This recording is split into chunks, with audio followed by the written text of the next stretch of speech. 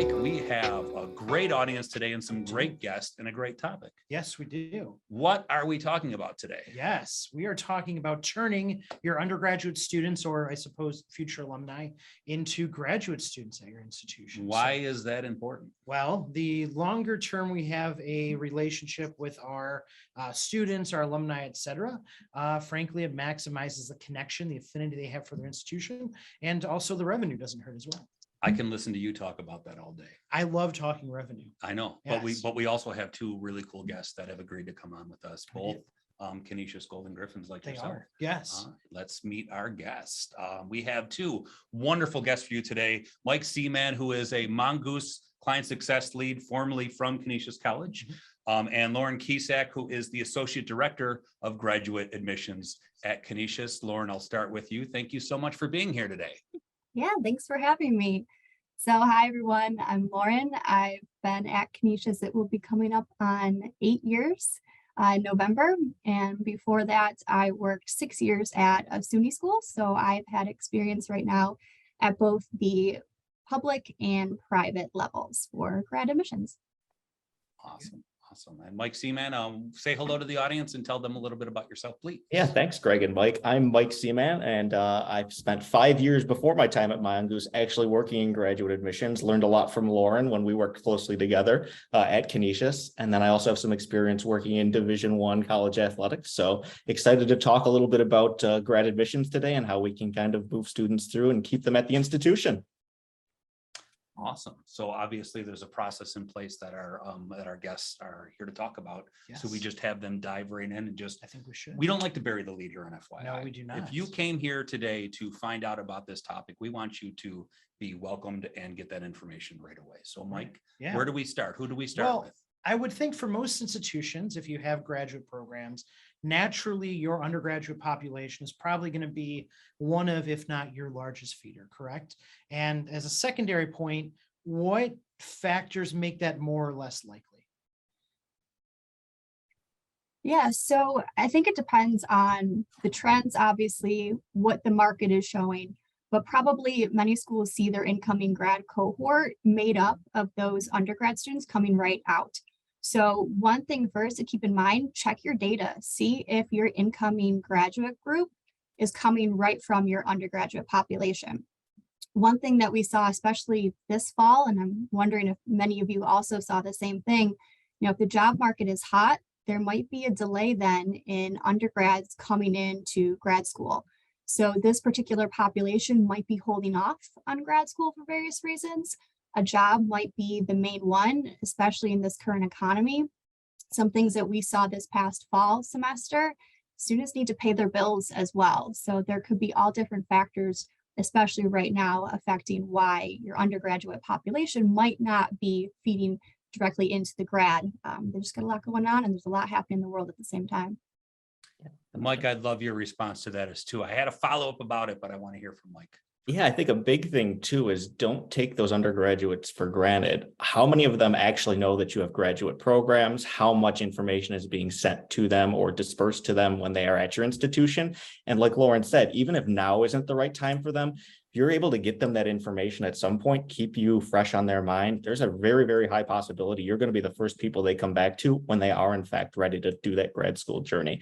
But make sure that you're having the ability to reach out to them, even if it's utilizing different offices on your campus, making those partnerships to people who might have more connection to those current students. It's a huge way to kind of get those graduate programs front and center on their mind and make sure that you are the people that they're going to when it is time for them.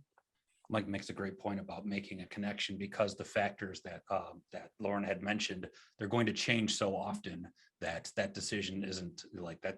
A student that wants to decide to go into a graduate program, their mind might change week to week, month to month as well. Absolutely. So keeping that open dialogue is important. Yeah, in fact, I would wonder, do you think the familiarity with the institution because you're an undergraduate is a barrier because there's a desire maybe to seek something more exotic, or do you think it is a crutch, or I guess something that would help an institution because they have that familiarity already?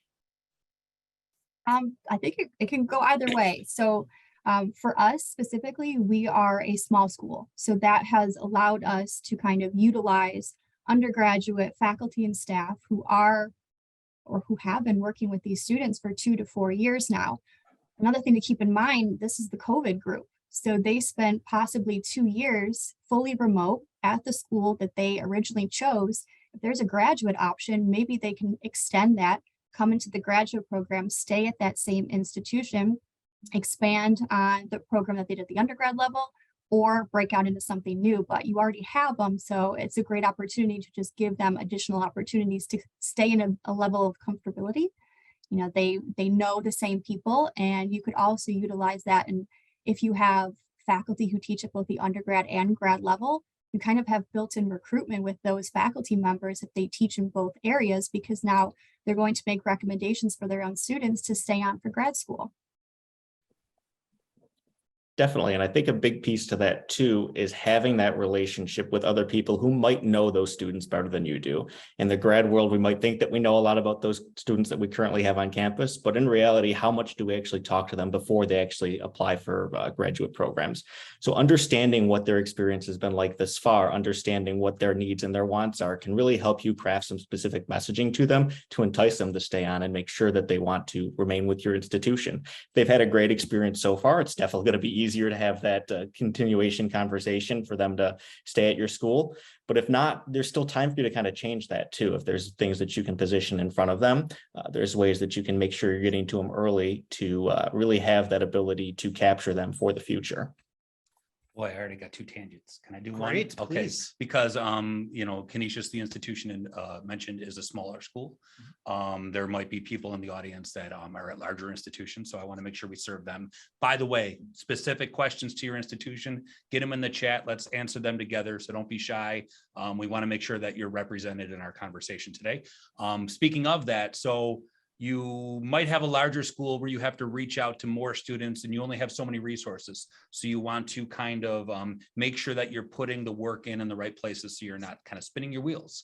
How do you gauge when you have that small school atmosphere where you kind of know where students are at and how they feel about your institution? So is it advantageous for an institution to send out a survey to alumni who have just graduated, even to just see what they think about their experience at the school? That way, when you're recruiting for when you're grad recruiting, you kind of know where to put the work in. Does that make sense? Yeah, the more information you can collect from especially your alumni, if you have an alumni office or another office that is already tasked with doing some type of survey for maybe outcomes, if you can connect with that office and then tack on the grad piece, you know, what were their thoughts on undergrad? Have they thought about grad school? Have they thought about staying at the institution that they graduated from? You know, try and work smarter, not harder. Yeah. If other people are already reaching out to those individuals, connect with that person or that office, because maybe then you can incorporate some of your messaging, and then they're not being bombarded with different messages from different areas. It's one particular survey and it has different aspects to it that would be helpful for us on the recruitment side. Yeah. And I think it really goes back to what Lauren said earlier. The more data you have, the better off you're going to be. And if other people are collecting that data, well, use it to your advantage and make sure that you're providing your insight and your feedback as well, so that the process for everybody is easier. Very good. Yeah. So how does that experience of reaching out to your most recent alumni, your current undergraduate students, how would that contrast with alumni who maybe have been out more than a decade? Well, it's trickier. So the great thing about accessing your current students is the key word there, access. You have it. You can get to those current students more so than you could to your alumni. Unless if you're a school that has a really fantastic alumni office that knows exactly where everybody is, you're in a great position. But if you're at a large school and maybe that's not, you know, as accessible, you know, if you have current students, that's the best way to get in touch with them. You can drop that, you know, that information early. So if they're not ready for it when they graduate, you've already kind of laid the seeds of what they could do if they want to return a year, 5 years later, that we would still have programs available for them. So it's definitely, I think, more so access. You know, if you've got the list of current students and where to get it, for us, it was our registrar's office. We were able to get a list of current students, and that's how we started our outreach to them. But just be creative. If you know other offices across your campus, get in touch with them. If you are a large school, start small, maybe start within one particular school and work there and see if you can get that list. And then if you have results from it, try and expand it to get buy-in from other departments so that way you kind of have access to the students. I think another layer to that too is your messaging is going to be vastly different to those two groups of people. Somebody who's 10 years out isn't going to want to hear the same thing as somebody who's just graduated. So crafting and tailoring specific messaging and even showing them people that have been in their position, maybe 10 years from their career, and this is what happened to them after they went back. That's going to be a different message than you're sending to somebody who's just graduated and is coming back to kind of maybe take that next step and prepare themselves. Very cool. So there's a lot to go with here. Sure. I know you got to follow up. I want you to I ask your don't follow-up. actually. You don't have a follow-up? No. Okay, that's okay. Go for it. I want to know specifically, Lauren, so it is a lot about working with other departments, and I'm glad to see some repeat visitors here to FYI, because I know we get audience members from all different departments in higher education. How often do you communicate with the alumni departments at your institution, either to reach out to see if you can assist them or to solicit help from them for this specific mission? Well, for us, we're really focused on our current undergrads. So not yet looking at alumni, which we will get lists from institutional research. That's where we will get our lists of graduates. And then we also ask for clearinghouse information. So did they go on to enroll in a graduate program elsewhere? We can get that from institutional research. That gives us a little bit more to go off of than possibly what we might, at least for our school, get from our alumni office. Our alumni office is a little bit tasked more with where are they at now? What are they doing? For us, we want to know, did they enroll in grad school? If yes, okay, maybe there's potential later down the road if they want to come back for different reasons. But if they have not, that's a target group now for us. They have not gone elsewhere. Now we know that if they want to come to grad school, we can put certain messages out there that say, return to Canisius or return to the school that you graduated from. You provide other incentives for returning, return to people that already are familiar with you. Or if you're able to develop a scholarship even for your alumni, use that in your messaging as well to create some incentive. So that's how we've kind of looked at alumni. But undergrad students is where we're putting a lot of focus right now. And Mike and I have talked about this too, that sometimes these students need a little bit of influence. They're growing up in a time where, you know, they see influencers everywhere. So for some of our undergrad students, they need to kind of be told, oh, here's your undergrad major. You know, it would be a great fit for grad school. How about these programs that we offer? And putting that messaging in so that way we're kind of guiding them a little bit toward opportunities that they might not have thought of beforehand. Yeah, really taking a hard look at some of your feeder programs, what would be kind of a natural fit for some of your grad programs is a great place to start. That way you're able to really identify what students could really thrive in a program. Because if you set them up for success that way, that's going to make them feel so much better about that experience too. We're going to have takeaways at the end, and yes, something they both mentioned will definitely be in the takeaways, but definitely showcasing accomplishments is one of them. But go ahead with your follow-up question. Do you believe part of the role of a staff member might be to identify a student who shows a particular interest in a topic and maybe routing them to the institution's grad program? So in the context of Canisius, I think about specifically the HESA program in sports administration. There are plenty of Division I athletes. There are plenty of people who love the rah-rah school spirit, student activities kind of stuff. And, you know, naturally at, you know, Canisius would be easier probably to push them in that direction. Do you think that's a role? Because it's such a great school. Well, that too. Yeah. But aside from the academic reputation of Canisius, but, you know, having those programs, like, is that a role that staff should take on? And if so, how do you approach them so they are allies and don't feel like they're just getting dumped on another task here? If you think about it, and if we all think about it this way, everybody at your institution should be ambassadors for telling students to come there. Really. I mean, it could be anybody that wears the logo of your school, your university, your mascot, and somebody walks up to them and asks what they do. Oh, have you thought about this school? Have you thought about, you know, coming here?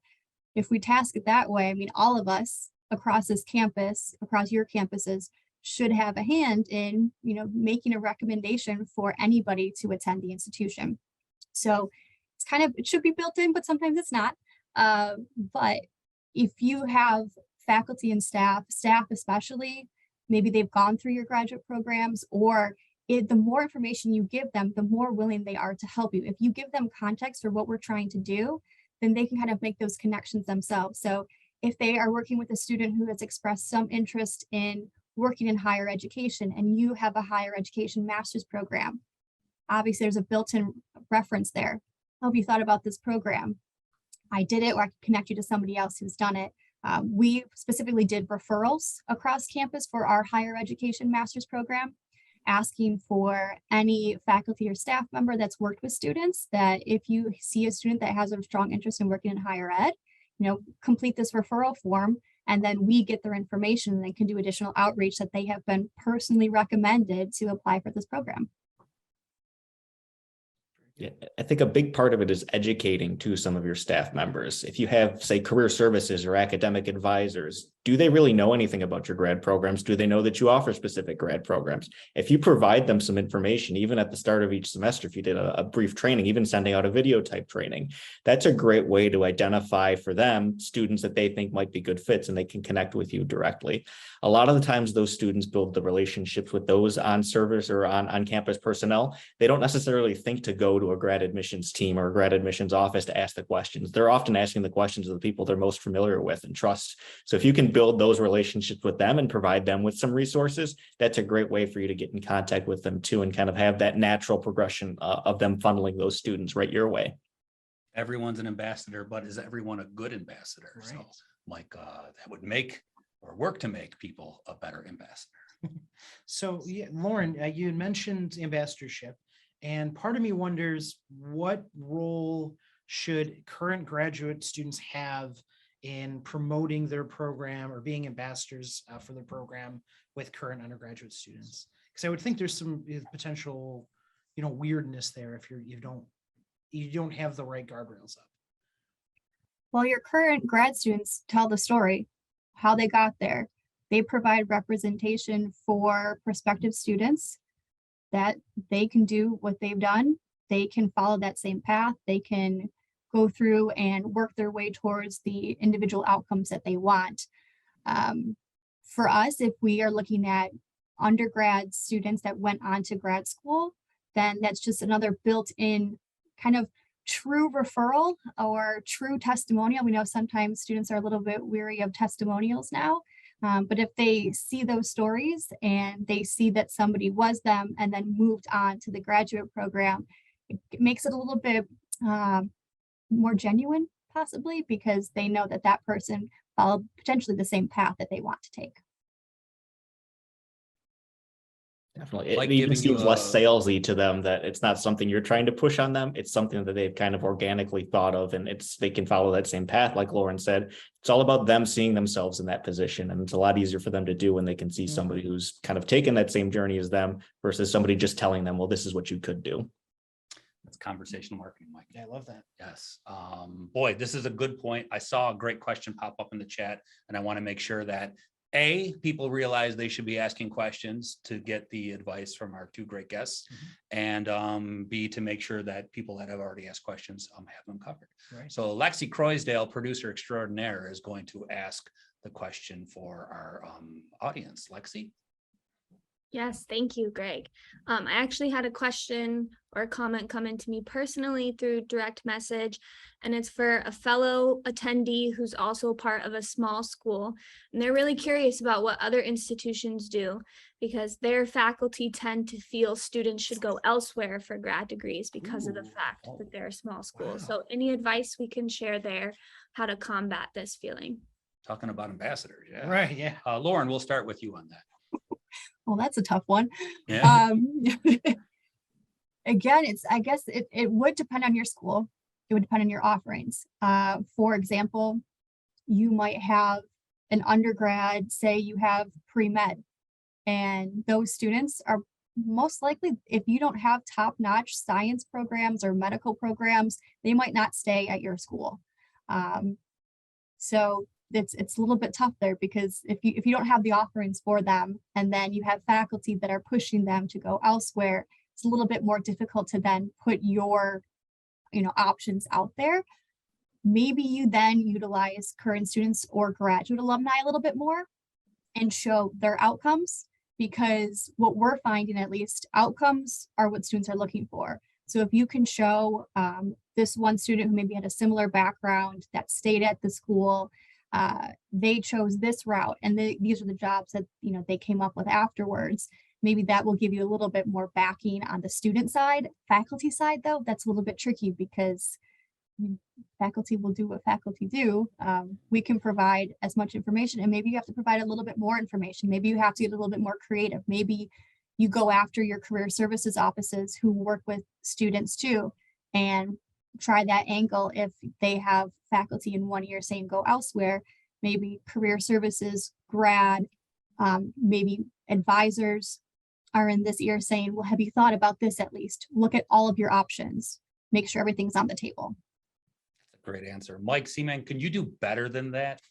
I don't think that I could answer that any better than Lauren did. The only thing I'll add to it too is to check and see what sort of incentives you're currently offering those current students to stay on board. If you're not really offering them anything, well, that really doesn't aid in your cause to get them when the faculty are pushing to get them out. But if you have some incentives to keep them to stay, and then you can convey that to faculty, that might be something that could help kind of sway them into trying to push them your direction instead of elsewhere off campus. Right. They both Great did good points, answers. I like Mike. putting our guests on the spot.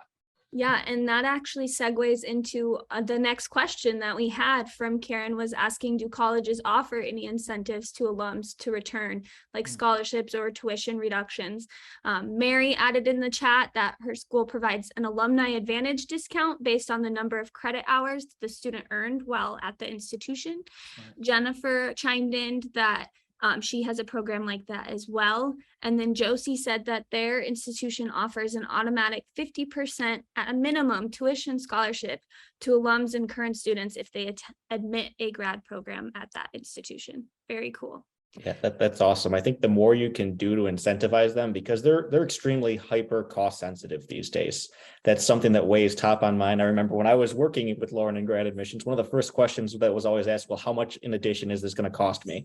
That's something that they're really focused on. If you have those opportunities to provide them with financial incentives, one, that's going to make you look really good as an option because they already know who you are and you've already taken some money from them. So anything you can do to limit that is a huge step in the right direction.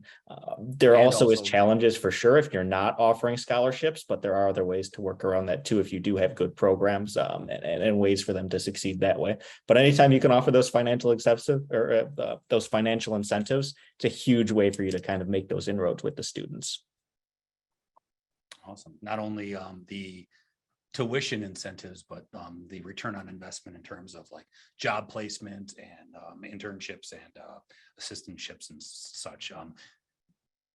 Find ways to promote that and get that into your communications for sure. Did we have another question? Because we have a whole list, Lexi, but do we have another one coming up in our chat? Not currently, but put them in there. We want to keep answering them. Yes. And if I may circle back to what we were talking about in terms of staff being ambassadors, you mentioned graduate assistantships. Mm-hmm. I think that's probably the most natural spot for current graduate students and staff to be ambassadors, because they can say, look, I do this every day. I study coursework in the evening. If you enjoy doing this, you could be just like me in another year, 2 years, etc. So yeah, that's good too. Okay, so let's go back. We talked about the questions that just came up. Let's go to, I guess, the barriers. And we this comes up a lot on FYI, because no matter what department we're talking about often communicating with students and alumni and prospective students. There has to be barriers in the undergraduate admissions as well. What are those? Let's identify some of those just based on your experience, and I'll start with Lauren. So it's going to depend on how you set up your admissions office, especially. So for us, we are a little bit lucky in that we get to decision a lot of our applications. So we will do our own review. Sometimes we include faculty if the student might have a low GPA, but by us making the decisions, it allows us to also kind of control the admissions requirements. So there are some programs that provide us a little bit more flexibility, where we can do kind of quick applications, and they don't have to do a full application because we've set what those requirements are. And that allows us to be able to move them through as quickly as possible. To Mike's point about, making sure that they're responded to fairly quickly and getting what they need, making the admissions process as easy as possible, especially if you're looking at your own population of undergrads. They're already here. So you may have access to a lot of the items that you might normally require. So if you need transcripts, your registrar would have your transcripts. If you need their resume, maybe their career center has their resumes on file. If you can get away without letters of recommendation, maybe if you do require them, look at your built-in referral process, maybe from staff members or other faculty members. So trying to utilize what's already available to you on campus. Obviously, there are some programs, maybe there are accreditation requirements that won't allow you to do that. So kind of maybe start small and see maybe one particular group that you can work with. If you can start to show results that, you've been able to get more students this way, maybe that gives you more buy-in to expand to other departments, to get, from faculty to say, I can make this process a little bit easier for you and our students. Here's an example of what I'm talking about. And maybe that's enough to get them to reconsider potentially what barriers they have in place application-wise, because that tends to be what we've seen. Application requirements are usually a big barrier for students. It's almost like they're looking for the path of least resistance too, especially with your own current students. A lot of them might not think that they have to submit things because they already think, well, I'm here, I already have a relationship, I know things that go on here, I should just be able to do things a little bit differently, which is a great opportunity for you too to reevaluate some of the admissions requirements you might have for programs. I think especially during the pandemic, a lot of things changed, which is a great opportunity for you to kind of leverage that and see what actually is essential for you and your offices or your faculty that they need to review an application, and maybe making some changes to make things more instantaneous for the students, especially with how quickly they're looking for responses. A lot of the times they want to know, well, what can I do? Can I get in today? If you can make that process as streamlined and easy as possible, you'll find it pretty easy to kind of have those conversations with them to get them to complete those application requirements. If they know exactly what's needed, and you can streamline it for them. It came up last week. It's going to come up again. The Yes. opportunity in higher education to take a look at the processes in place, see where there are barriers that are holding things up for staff and students, and making changes. And a big part of that Lauren and Mike both mentioned, advocating for yourself and your own department, having proof that cleaning up processes and making sure that all of the systems are all on the same page. What that can do as a return on investment for your institution is pretty huge. Absolutely. Yes. And it's interesting, you both mentioned the expectation for a quick review, or perhaps a less or more lenient review. What have you found is the expectation for your current students and your alumni in that process? Like, how quickly do they actually want a graduate admissions decision typically? The day of. Sometimes, I don't know if other people are experiencing this as well. I mean, the response times and everything, the timeline has shortened tremendously. I mean, how quickly we have to respond to emails, how quickly we have to respond to the initial outreach for an inquiry, how quickly we can get them what's missing on the application. Everything is fast, fast, fast. They want to hear that, because if you think about it, this group, if we're looking at a younger group, they're used to having information at their fingertips. So we have to then shift what we do to match their expectations. We always talk about meeting students where they are at. If they are at a point where they want to hear within a day, let's see if we can do that within our processes and make that happen for them. If not, can we at least notify them of when they would expect to receive a decision? What do you think, Mike?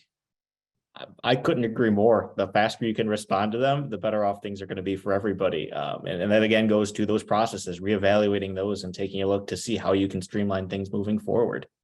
And I would add to what Mike and Lauren said, but maybe with a little caveat. And you can tell me if this is true in the chat for your institution. I don't think that it's just the younger students that want an answer right away. I'm old.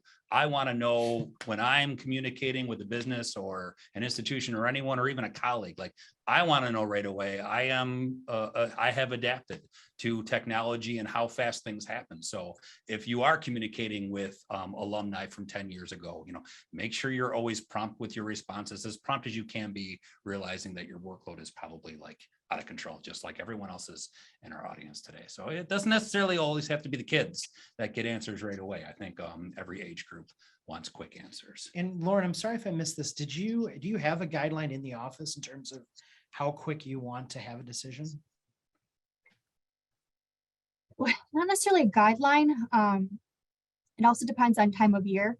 Sure. So if we are running up right until the start of the semester, we will turn things around as quickly as possible because we need to get students in.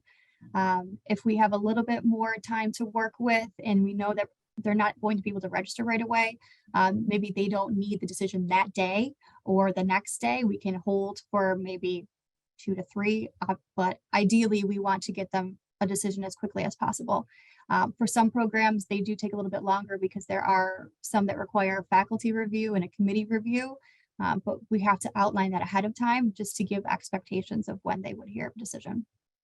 Awesome. I think we have some questions that have come up, Lexi. Yeah, we've got one question from Michelle back on the idea of incentives for alumni, either a scholarship. What's the best way to get administrative on board with that if they may not be supportive of it? This is what we had to do at our institution. Well, let's hear it. Well, we had to show that we have students that will go right into the graduate program. Luckily for us, it turned out that our administration was reviewing this during COVID. So we used that as an opportunity. They felt more comfortable if we said that we would give this to 5 years out undergrads. That's what we started with. We were able to secure a scholarship. We showed that we have Canisius is our top feeder, has consistently been. We bring these students through, and there aren't a lot of opportunities funding wise at the graduate level compared to the undergrad level. So also their expectations. I don't know if anybody else on this has experienced this, but our grad students are kind of expecting the same level of financial aid, a scholarship, even information that they received at the undergrad level on the graduate side. So for us, we didn't really have a lot to offer, which was able to kind of come up with a plan, come up with a proposal on having an alumni scholarship. Like I said, we just got it for, at that time, only alums who were 5 years out. But luckily, because we were able to show that people took advantage of it, we have more students coming through and staying, then we were able to continue that. I think, Mike, correct me if I'm wrong, but when we first, I think it was only for 1 year we were going to look at it. It was kind of a pilot program for 1 year to see if it would be beneficial for students. Very Yeah, interesting. definitely. And I think the more data that you can show them about how many students are looking to continue, and then even showing if you've got interest from students who go elsewhere, that's where that clearinghouse data can come in handy too. If you're showing them that you're losing students because of this, and you can bring them in, if you were to offer them some sort of financial incentive, well, that's a great starting point for you to jump off of too. And then like Lauren said earlier, you can start small if you have to. If they're not on board with offering it for every single one of your programs, start with 1, maybe 2 programs that you think might have the biggest draw and be able to get students in. That way you have that data then to go forth and say, well, it's worked with this. Let's try it with these other programs now too. Data is king. That's right. Yeah. Well, and I would think as a segue too, when we talk about, the vaunted enrollment cliff, when we look at the demographic shifts in America, frankly, building up your graduate program is probably a great way to supplement your potential downturns in undergraduate enrollment. Do you think that's a thing that's going to happen? Is that a trend? Ooh, that's going to depend on a few things. I think it's going to depend on your institution. It's going to depend on the market, as well as your offerings. I think there's potential, but from what we've seen, at least me personally, this is the fastest changing demographic for grad school recruitment that I have been a part of in how long I've been doing this. I mean, what you did last year, maybe what you did over the summer, it could be irrelevant right now. we are facing so many changes and expectations of students. I think there's a lot going on. But I think it would depend on what you offer at your institution, if it's even possible, but also you have to keep an eye on what the market is showing, what the demographics are. Years ago, I would say yes. Now I'm a little bit in the middle. I'm not entirely sure. Yeah, and it may be the first area that institutions look to say, well, if our undergrad numbers are down, we're going to have to boost grad numbers. And I think that's a great way to kind of open that door to have those conversations of, if we need to do that, we're going to have to try some new things. Here are some things that we might be able to do, because like Lauren said, what worked last year is not working. What worked 5 years isn't working. There's definitely some opportunities for you to just kind of revamp everything and go forward from that. Do you think articulation agreements could be a way to bolster numbers as well, potentially in graduate recruiting? Yeah, if you can work out any potential pipelines, bring students in, however you have to do it. If you have to get creative and look outside, if your institution is not one that's going to incentivize your undergrads to stay, it's going to force you to look outside of it. So do you have partner institutions that you could form these articulation agreements with? Do you have faculty who are graduates of institutions that could have potential, prospective grad students for you? Utilize who you have, and if you have existing partnerships in place, maybe they're at the undergrad level. Can you expand them to the grad level? Do you have them with career services that they have different things going on there that you can use? The more you can get connected with who you have at your institution and what they're doing, and just kind of tack on the grad piece, that's an easy way to get started. And then you can build from there, because then you can show results too.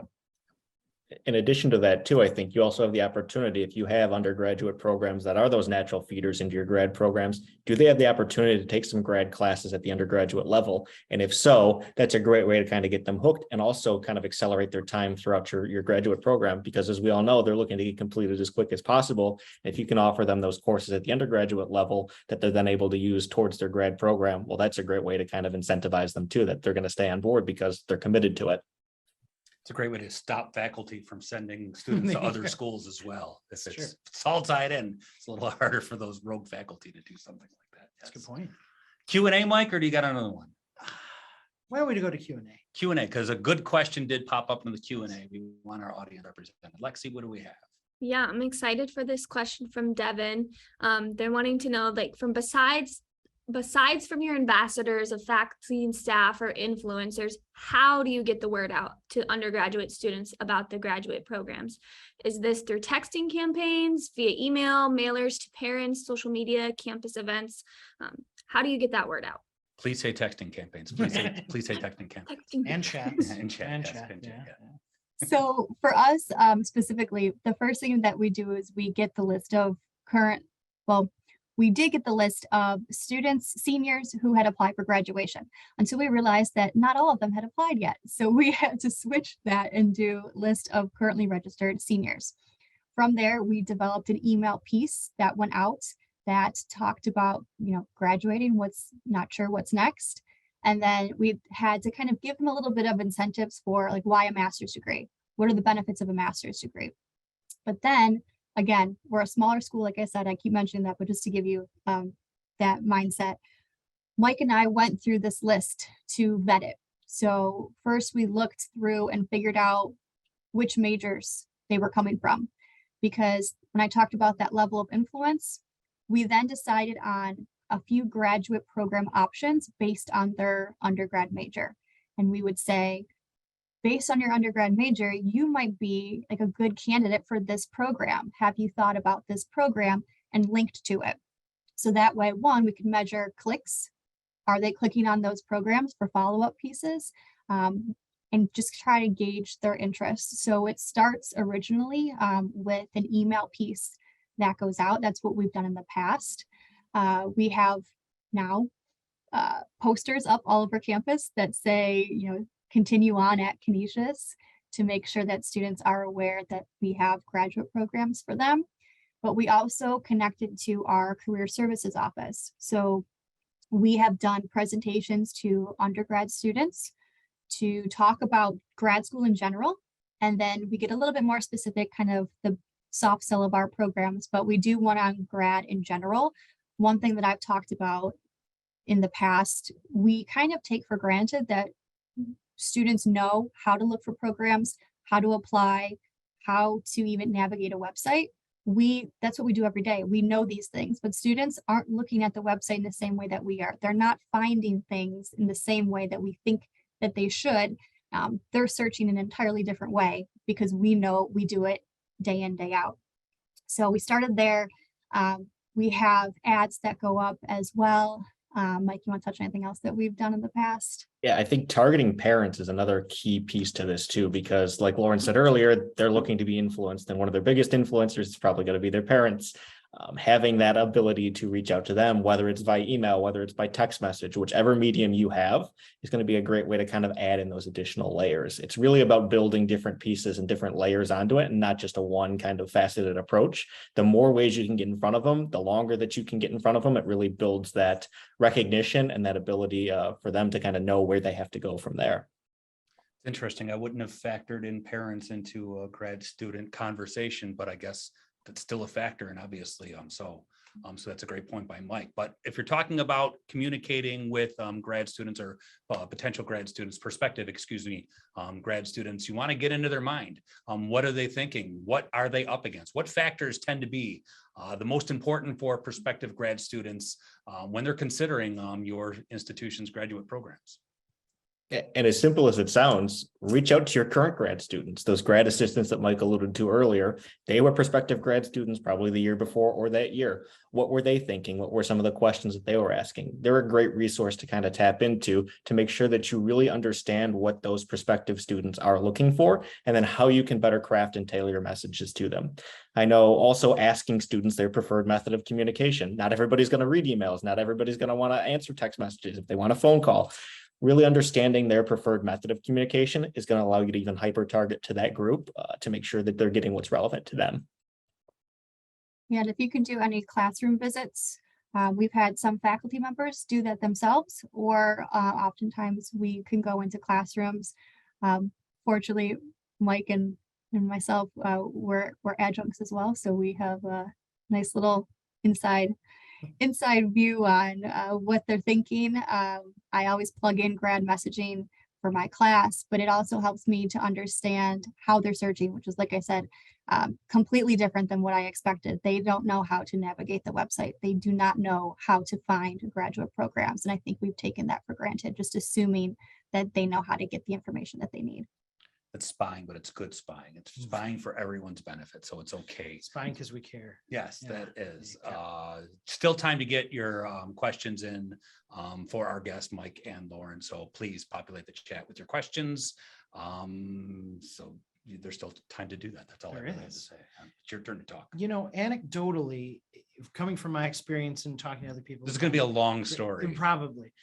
Speaking to other people who've attended grad school, it seems like the process for graduate programs, graduate admissions is generally less competitive. Do you find that that's true? And regardless, how do institutions stand out, you know, whether it be locally, nationally, regionally, internationally? Mike, you want to start that one? I think that depends, because it's going to vary by program, by school, of how competitive something is going to be. And a lot of the times you're dealing with a local market. If you're maybe dealing with people that are already employed, already have a job, it's a different group that you're going to target than somebody who's just graduated from undergrad and might be willing to move places. So there's definitely a lot of factors that play into there. So I don't know if it's less competitive, but it's a different kind of competitive based off of what programs you offer and where exactly you're located. So you would say that you might not be competing so much against another institution as so much entering the workforce versus not? I think that's definitely a big competitor right now is the job market. That might be a huge factor for a lot of people that are weighing, well, can I postpone this for 5 years? Can I postpone this for 2 years? What's kind of the benefits of me doing this now versus doing it later is a question that a lot of people are asking at this point in time for sure. So how close do you pay attention to in your particular, I guess this might be a better question for faculty, but since you ad hoc, this might be a relevant question for you. You really do have to pay attention to what's being offered out there in the job market versus what your institution can offer a student down the road. Yeah, this is why it's important to have those relationships with not just faculty, but also your career services centers. So for example, I cover education programs, and one of my faculty members said that the undergraduate group that were graduated in May, they're holding off and waiting until they know that they have a teaching position before they will say that they will come back for grad school, which if I didn't know that, I would just wonder where are they, what's going on. So I had a little bit more information to go off of because that faculty member works with them on the student teaching side and knew that they were waiting to see what was going to happen with their job before they committed to grad school. If you work with your career services office, or if you work with alumni that does the survey at the end, that's going to give you more information on, are they going out right away and getting a job? If you know that, that might shift your recruitment strategy completely, because if those students aren't there, then you're focusing on somebody else. Very interesting. When you're assembling your graduate programs and the cohorts, how important is creating a sense of diversity in terms of the institutions represented by the undergraduates? So for example, if you have a graduate program, you might not want all giant research one institutions. You might not want all smaller, stereotypically liberal arts institutions, right? Is that true, or do you not really care so much about that mix? If you are in a position to be selective at the grad level right now, it's a great spot to be in. We are not in that position. So, you know, we're fighting for students left and right. And I don't know if anybody else on here is feeling the same way, but we're having to do so much more to try to recruit these students, where you asked 6 years ago, it was, they went to the website, they filled out the application, they applied, they came through and started the program. They're so much more savvy. They're so much more hyper aware of cost and outcomes and value, and trying to identify what is the best opportunity for them and then which school is going to do that for them. So if you're in a position that you can be selective and can kind of build out that cohort, that's fantastic. But for us personally, I can't do that. Gotta meet our enrollment goals. And that goes back to too, being able to respond in that timely fashion and being able to personalize your communications with them. They have all these options. They have all these opportunities to really pick and choose what they want to do. So how can you make yourself really stand out and be somebody that they see themselves at? Yeah, because, and you can respond to this and tell me if I'm wrong, but a student's time at an institution may have been great. They may have loved everything about their major and the programs and everyone they worked with, but it just turns out the major didn't work out. And I always make things very personal, because my wife had to completely start her career over after the pandemic. And then she went into a completely 180 different, she's in school right now, getting a graduate degree, and something she would have never thought she was doing. So that relationship having been established, you really do just have to keep it up, because you never know what a student is thinking, but also they might like your institution. So a different opportunity that's in a different direction might still be, I guess, something that they want. Very good.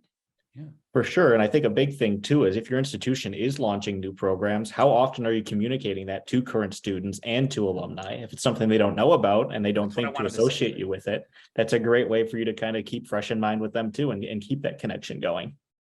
Mike should co-host, because that's what he's better at this than I am. Very confusing. Oh, wow. Yeah, that's okay. It's just, so this next question's for Mike. That'll be the running joke every single episode. Boy, you need to say something, because I am dying. So you had mentioned earlier about parental engagement. I'm curious, what are those conversations like? Are parents receptive to it? Because I think about my own parents, and if I would approach them and said, hey, I'm thinking of staying on at Canisius, they'd say, well, I just gave them, X number of dollars. I don't know if I feel comfortable giving them 2 more years of that. Is that a conversation you hear, or is that, just overblown paranoia? Well, luckily for us, our vice president has really put a focus on dual enrollment programs, 4+1s. Mhm. So a lot of that heavy lift is actually being done at the undergrad level. And I think I saw somebody put in the chat, dual enrollment undergrad to grad. So that is really built in recruitment, because you're putting that information out there ahead of time at the undergrad level. For us on the grad level, it's just kind of continuing that conversation of, you're going to be supported here. If I'm talking to a parent and their child already went here for undergrad, they usually know that they've had a pretty good experience with faculty and staff that care about them. So capitalize on that. You'll still be supported. We'll see you through, and then you're getting an advanced degree, you're getting a master's degree. We'll set you up for all these different opportunities depending on your career path. So really just reinforcing the message of care and support and tie back to what's already been kind of done at the groundwork for the undergrad side. So right now it's been a little bit mix of both, but undergrad's pretty much doing the heavy lift on our side for that.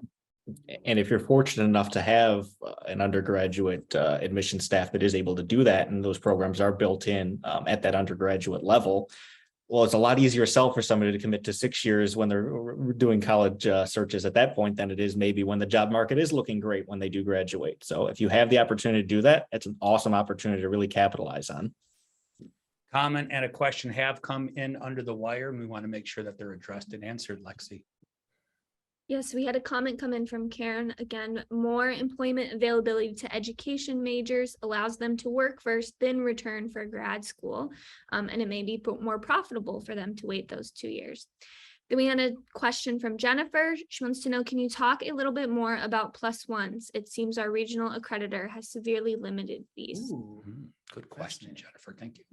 So if you have some limitations, you might have to get a little bit more creative, where maybe it's not really said and packaged as a +1, but can you give them opportunities and pathways to finish within a year? Do you have other things where maybe they're taking courses at the undergrad level, grad courses at the undergrad level, they're working with faculty and advisors to kind of put themselves in a position to finish out in 1 year?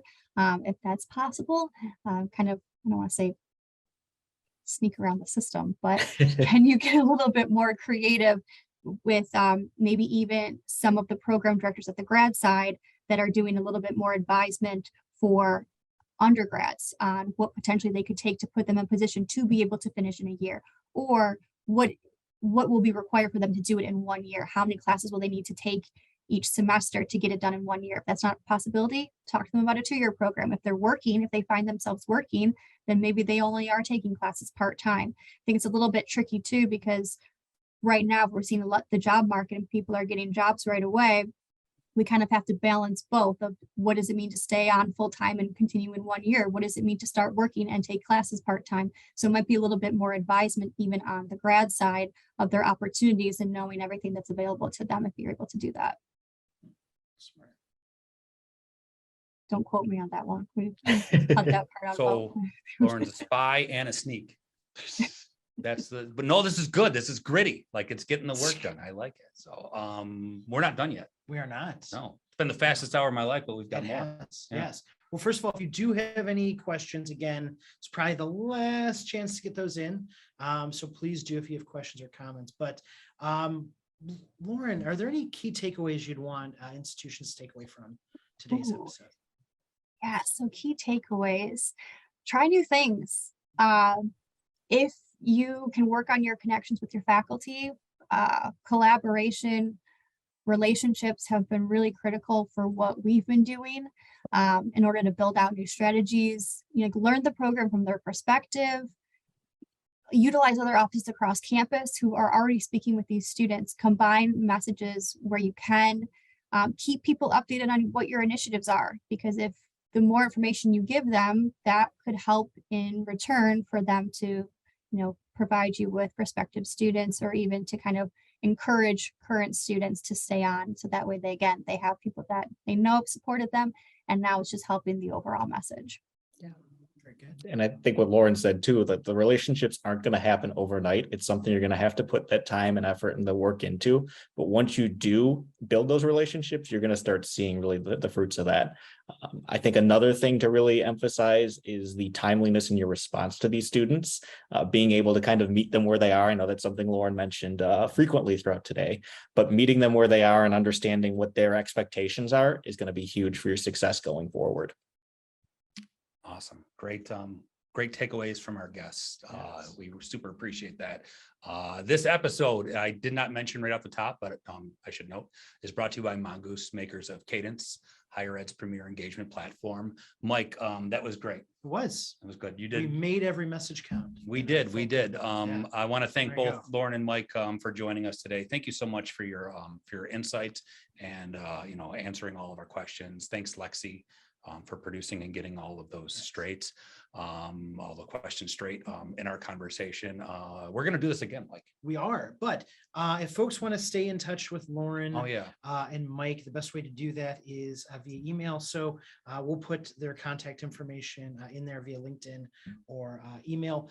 Mike works for us, so we can, offer him. a He's little replacing easier. me. He would remember all of this stuff. So he's better at this than I am. So yeah. No, but they both offer that. So please follow up with them.